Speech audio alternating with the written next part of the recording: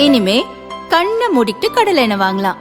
ஏன்னா மந்த்ரா கடலை எண்ணெய் இதயத்தின் தயாரிப்பு. வறுக்க பொரிக்க ஏன் எல்லா சமையலுக்கும் மந்த்ரா தான். மந்த்ரா கடலை எண்ணெய், அபார ருசி, ஆரோக்கியமான உடல் நலம். பாகிஸ்தானின் மிகப்பெரிய மாகாணமான பலுச்சிஸ்தானை தனி நாடாக அறிவிக்க கோரி அங்கு பல ஆண்டுகளாக போராட்டம் நடக்கிறது. அங்கு பெரும்பான்மையாக உள்ள பலுச் இன மக்களின் ஆயுத குழுவான BLA எனப்படும் பலுச் விடுதலை போராட்ட வீரர்கள் அரசுக்கு எதிராக தொடர்ந்து கிளர்ச்சி செய்து வருகின்றனர். அரசு அலுவலகங்கள், ராணுவ வீரர்களின் முகாம்கள், ராணுவ வீரர்கள் பயணம் செய்யும் ரயில்களை குறிவைத்து குண்டுவெடிப்பு நிகழ்த்துகின்றனர். அவர்கள் நடத்திய தற்கொலைப்படை தாக்குதலும் ஏராளம். கடந்த ஒரு வாரமாகவே பலுச்சிஸ்தானில் பதற்றமான சூழல் நிலவி வருகிறது.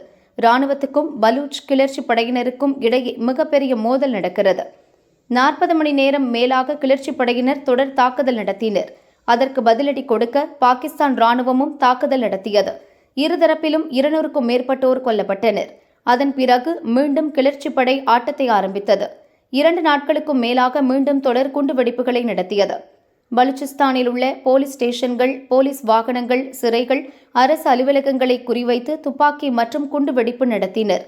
பெண்கள் உட்பட 11 பேர் உடலில் குண்டுகளை கட்டிக்கொண்டு தற்கொலை படையாக மாறி கொடிய தாக்குதலை நடத்தினர். இதில் கொத்து கொத்தாக ராணுவ வீரர்கள் செத்து மடிந்தனர். மொத்தம் 200 பாகிஸ்தான் வீரர்களை கொன்று குவித்ததாக அறிக்கை வெளியிட்ட பலூச் கிளர்ச்சி படை தங்கள் தரப்பில் 18 மட்டுமே இறந்ததாக சொன்னது. அதே நேரம் கிளர்ச்சி படையை சேர்ந்த 135 பேரை கொன்றுவிட்டதாகவும், தாக்குதலின் போது 31 வீரர்கள் 17 மக்களை இழந்துவிட்டதாகவும் பாகிஸ்தான் அரசு சொன்னது.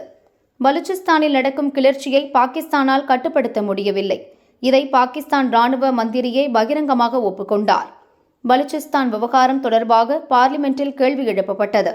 அதற்கு ராணுவ அமைச்சர் கவாஜா ஆசிஃப் பதிலளித்தார். அவர் கூறியது: புவியியல் ரீதியில் பார்த்தால் பாகிஸ்தானில் 40%த்திற்கும் அதிகமான நிலப்பரப்பு பலுச்சிஸ்தானில் உள்ளது.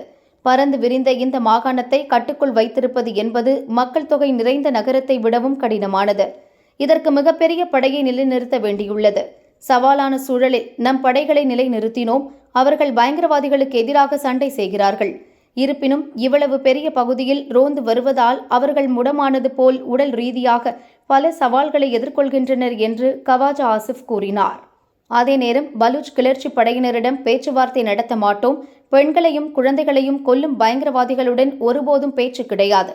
குற்றவாளிகள், பிரிவினைவாதிகள், பயங்கரவாதிகள் எல்லாம் கூட்டணி அமைத்து நாட்டுக்கு எதிராக செயல்படுகின்றனர் என்றும் கூறினார். பலுச்சிஸ்தான் தான் பாகிஸ்தானின் மிகப்பெரிய மாகாணம். மக்கள் தொகை குறைவு என்றாலும் கனிம வளம் நிறைந்த மாகாணம். இயற்கை எரிவாயு, நிலக்கரி, தாமிரம், தங்கம் என பல வகை கனிமங்கள் கொட்டி கிடக்கின்றன. இருப்பினும் இங்குள்ள மக்கள் ஏழைகளாகவே இருக்கின்றனர்.